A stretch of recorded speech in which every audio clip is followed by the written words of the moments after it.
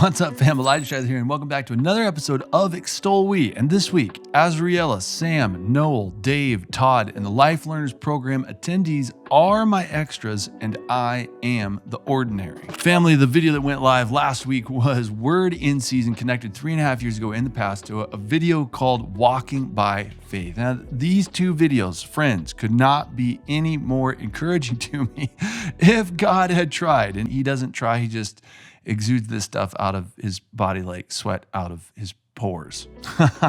But heading into this season, friends, it has been such an incredibly difficult season, as I've shared in other videos, that a lot of the things that God has ahead of me by way of things that he's called me into by way of vision and faith with him, together with our financial situation and relationships and just where life is in general, it's just been an absolute grinder, which is why it's so encouraging to me, this word in season that has come back to remind me to be invited into childlikeness. One of the things that God has absolutely blown my mind with is that Jesus, he praises the Father and says, I praise you, Father, that you've hidden these things from the wise and the learned, but you have revealed them to little children. Recently, God took me past the veil of little children to those that little children try to be childlike with, which is babies and infants. In Psalms chapter 8, it says, from the mouths of infants and babes, you have ordained a stronghold of praise to silence the foe and the avenger. God started speaking to me out of this passage and inviting me into the heart behind how the praise of infants and babies establishes a stronghold for people against the foe and avenger, and to cause them to be silenced. In Zechariah, it says, return to your stronghold, you prisoners of hope. Putting those two together is so incredibly beautiful to see how God births babies into existence with only an emotional intelligence in place. There are no constructs that exist within little babies' minds. They don't look at something and be like, snowblower, bicycle, chair, weight bag. No, they have zero constructs at all, so that they just look around in their environment and they're not even looking. They're just rotating their perspective, but they don't know it's a perspective, and they're just, they see things and they just, there's just these eruptive expressions that come forth from them that are immediately tied to a solely emotional driven software on the hardware of their person. And this is so incredibly beautiful because God has said that when we seek for him and reach out for him with all of our heart, that he will be found by us. And elsewhere it says that from one man God made every nation of men, that he established the exact times and places they should live, that God did this so that men would seek him, reach out to him, and find him, though he's not far from any one of us, because in him we live and move and have our very being. So let's take a baby, let's say Elijah, perchance, that he was born to Roger and Robin in Muncie, Indiana, that I pop out with the fully intact hardware uploaded with the software of an emotional intelligence in 1980. As I pop out, that God has perfectly positioned me to be able to find him in the best way possible. All I have is a heart level intelligence to reach out to him, to seek him and find him in my environment, because all I have is a heart level intelligence. As I cry out from that I feel cold or I feel out of control because my arms aren't used to flailing around. They're just used to being cramped up inside of me because I was 24.5 inches long when I was born. I was kind of cramped in that uterine container, and my mom was not too pleased with me.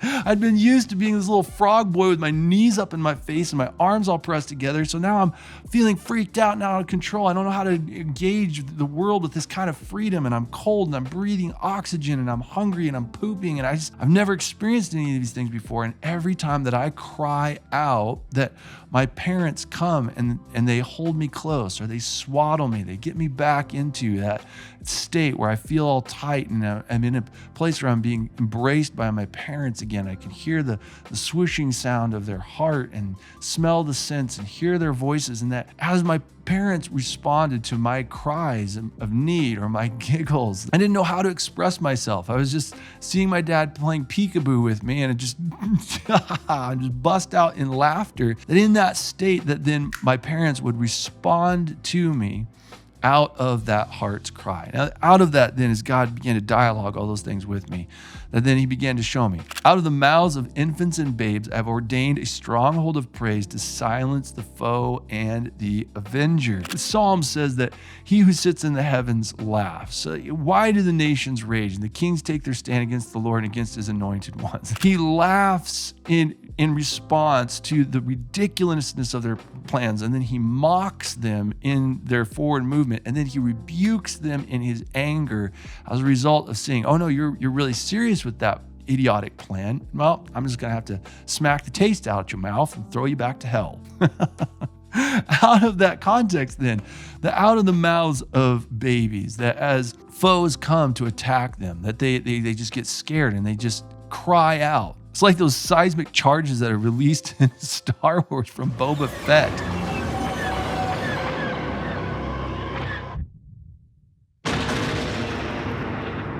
As soon as the baby cries out, it releases this power that goes out to invite the Father to his child's cry, that I have heard your cries and I have come down to save you, my people. Every time that then the baby laughs, that the Avenger comes and says, I am on Team Avengers. I have superpowers. Don't worry, little baby. I am going to be your savior. The baby just laughs. And every single laugh that they release is a seismic charge released into the atmosphere. Return to your stronghold, you prisoner of hope. Return to the stronghold of infant-like and baby-like praise, Elijah, and cry out to the Father. Now, friends, as I began to then press into these things, I said, who is it that I could share this revelation with and that would be able to understand it, to steward this forward with me? So I reached out to my friend Sam, sat down with him, and he had received a revelation likewise of repentance and revival that would come through childlikeness. Now, as we cry out, we just say, Father, save us. Against heaven and you alone have we sinned. Please receive us back as your children. That the Father comes running out from the throne room and falls on us with kisses and joy and says, come into and share within your Father's joy. Friends, as I spoke with those things with my friend Sam, that he shared that the Lord has recently done amazing things in his life in the ordered number of 7 years, to the day that we both sat at the table together as we chatted and just cried about the goodness of God and his ways to have things that are put in timing in a season that says, hey, Sam, Elijah, world, do you see me? It's a word in season. And that as we celebrated that together, that then the very next day he had texted to just say, thank you for sharing your heart with me. It makes me yearn so much more for the things of heaven and the deeper life in God. That as I looked at that text, friends, I popped over to Facebook, and the very first thing that came up on my Facebook feed was a Facebook memories reminder that said, 10 years ago today, you posted a video about Azriela the Fierce and this prophetic expression about how little children crying out for their father destroys all the powers of darkness. Let her sleep, for when she wakes, she will remove mountains. So beautiful. Then later that very day, then I jumped on a business meeting call, a business training module, and one of the gentlemen that was on the Zoom call, his name was Noel. I was scrolling through all of the pictures of everyone. There was 33 pages of people on this Zoom call, and I went through it numerous times.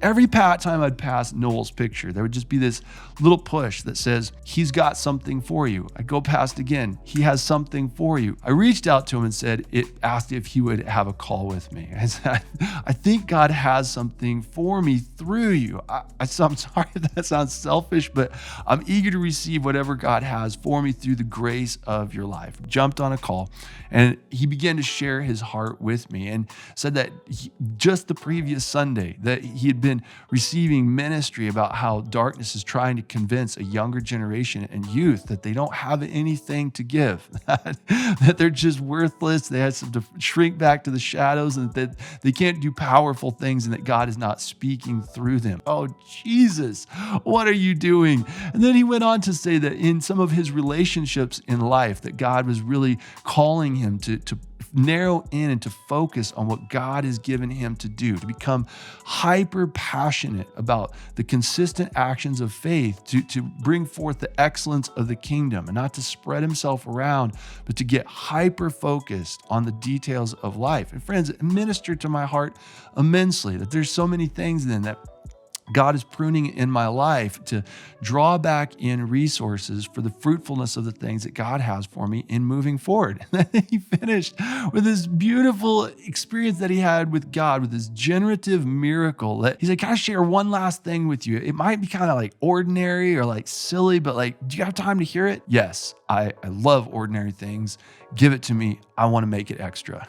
He said that he had been putting off changing the oil in his car and that for some time, that eventually he said, I have to make time for this, pulled his car into his parents' driveway and began to change the oil himself. And barely any oil at all came out of his oil pan, that it had been going dry, but that God preserved the engine on his car through a creative miracle. As he dropped the oil and pulled off the oil filter, that he looked on the bottom of the oil filter and there's a perfect shape of a Jesus fish on the bottom of the filter. And then the filter that he had purchased to replace it, that the wrong filter was in the correctly labeled box, that he popped it out. It's like, what is this? And so his dad took him to the auto parts store. They got the right one. He was able to ask him, like, is this Jesus fish on the back of this filter? Like, is this a thing? And they're like, we have no idea what that is. But like, it's so beautiful. It's like inscribed on the filter in gold. It's just this beautiful reminder that in this place of childlikeness, that as he shared that with me, that my heart just erupted, that God is inviting me into a place of intimacy to safeguard the oil in my life, and that God has been preserving the energy of his mighty power that works within me as a result of his sovereign grace.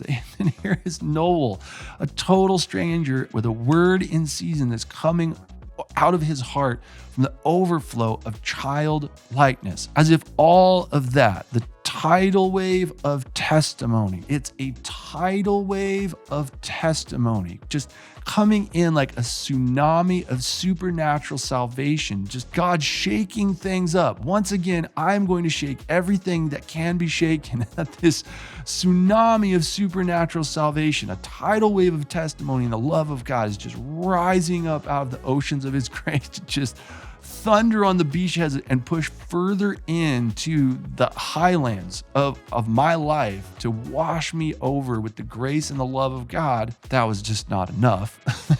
The second video that went live 3.5 years ago in the past of walking by faith was absolutely ratified by my friend Dave, Todd, and all the participants in the Life Learners program. Friends, as you can hear in Walking by Faith, that my friend Dave and I took on kingdom vision, took on giants, and that God acted on our behalf and imparted abundant life to us. Here, 3.5 years in the future, the property is Dave's. He has absolutely remodeled it. It's so incredibly beautiful to see the transformation that has come to this property through the expression of kingdom creativity, love, and intentionality. Now, in this season, friends, that testimony has instructed me in the strength and power of the Lord to help me through impossible circumstances in business and in my finances. To say, God will break through, that you're not breaking down, you're breaking through, and what's looking like a setback is actually a set up. You will obtain a harvest of righteousness if you do not give up.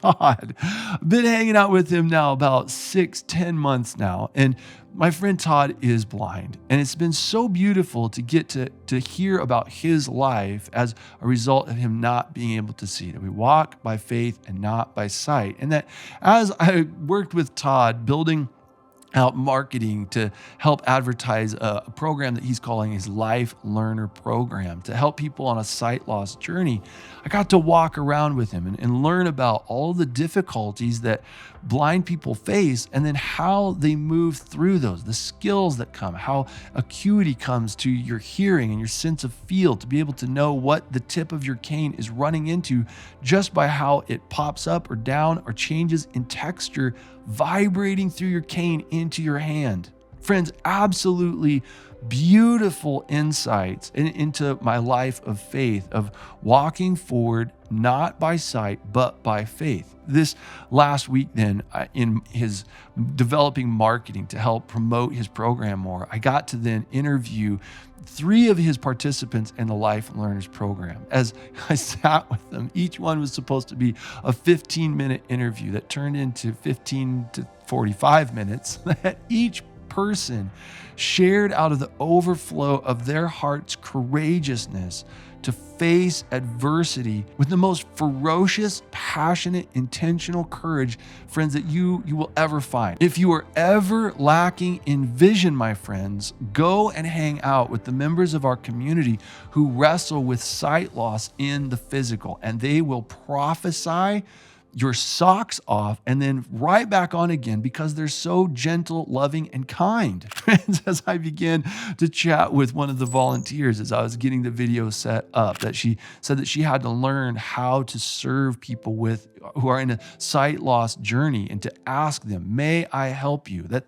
each person has a certain way that they do things. And that if you just step in and you start trying to do it for them or show them how to do it right without respecting their journey that has shifted as a result of a loss of vision, that they'll wind up hurting themselves, hurting you, taking a longer time to do it, or resenting the fact that you're just stepping in as their caretaker rather than just a community member who they're related with as a partner in creative community.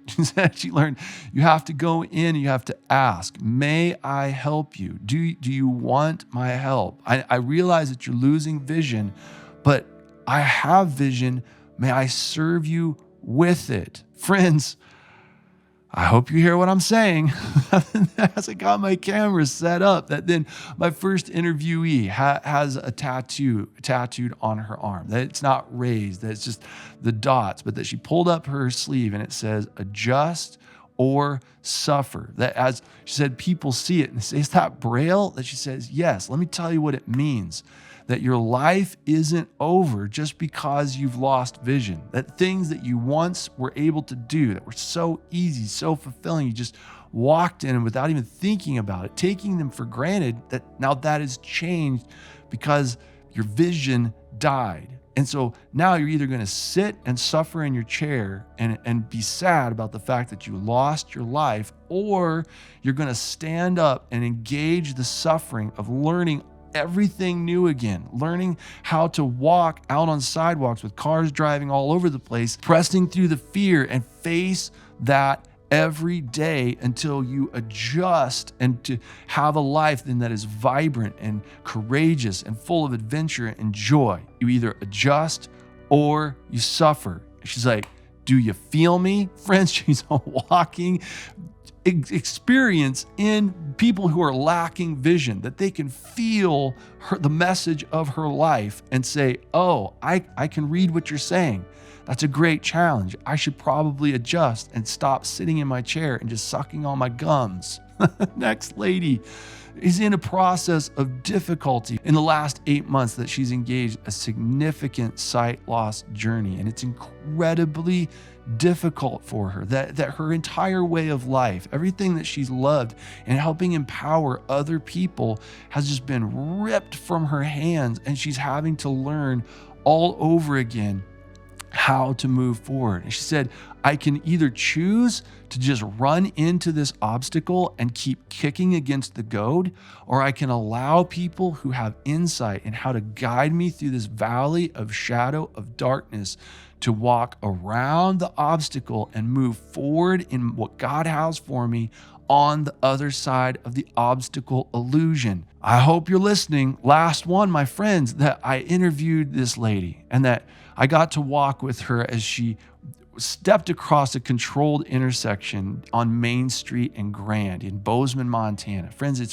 4 lanes of traffic wide, that she intentionally purchased a place in this class to come from her small town to be able to come to a bigger city to engage suffering and difficulty on purpose, to be able to break herself out of being held captive to what she is familiar with in her own town, in her own familiar streets and byways, trying to live with a lack of vision and staying comfortable in what she knows. She paid $500 to promote herself into a situation that she had never been in before, to gain skills and insights, to be able to go back to have what she knew previously completely transformed with more confidence, become more familiar, to become more confident, to become more beautiful. Friends, as I walked with her getting B-roll film, she headed out into the crosswalk and she had her coach with her that was helping her to know all of the techniques that they've been practicing on. But that in her hometown, there are no streets that are 4 lanes wide. And as she began to walk out into the crosswalk, that she got into the opposite side and she heard 5 or 6 cars coming from her right that were all coming to a stop at the red light. But just hearing them coming in so fast, 6 of these cars just roaring in, the machinery of it all coming forward, that in her heart, she began to be so nervous. Friends, are they going to stop? I don't know. This is so overwhelming. She said she wanted to just run. She slowed her heart rate down and said, no, my coach has me. She kept walking, got to the sidewalk on the other side. Her coach asked her how she was doing. And she said, it's so overwhelming. I'm so anxious and fearful right now. I just need some time to just stand and breathe. And we gathered around and we said, it's perfectly understandable. Tell us, what are you experiencing? And she just sat, she breathed, said, okay, I'm fine now. Let's do it again. And friends, she walked back across the street by herself. Friends, as I did her testimonial with her and asked if she could relive that experience for other people who were on a sight loss journey and how to encourage them. She said, as I walked in the way that my coach had told me to walk, and I heard this overwhelming roar of all of the traffic coming, saying, is the traffic going to stop? Am I going to be safe? She said, I said to myself, my coach will not call me to do more than I can, but they will call me to do the more that I don't know that I can. So I kept moving forward because I knew that Jesus had my hand and that my coach had my back. She then said, I hope that's good. I hope that can encourage some people. I said, I think that'll probably work pretty well. I want to give you a wild card. If there's any one last thing that you wanted to tell people who might be considering walking forward in the same journey as you, what would you tell them? She said, I would tell them to not look at their reflection in the pond and to see the image of their brokenness or their things that they're afraid of staring back at them, but that they would reach their hand through the image to the other side and the beauty that is waiting for you beyond your trials. Friends, I cannot tell you how encouraging it is to have this word in season, to be reminded to be childlike in my praise, to be even challenging to children in being infant-like and babe-like in crying out for my Father, my Father, the living God, to come and to be powerful on my behalf, to silence the foe and the avenger. My community of the people who are walking courageously through life by faith, stepping out in the darkness, one step at a time, saying you can sit in one spot and bemoan the fact that you have lost your vision. You can keep trying the things that you used to do that aren't working anymore because you've lost vision. You can ask for help, for people to step in, to help you to adjust and to step out of your suffering and into your suffering, to develop perseverance, character, and to obtain hope on a trail of trials that leads to summits of success.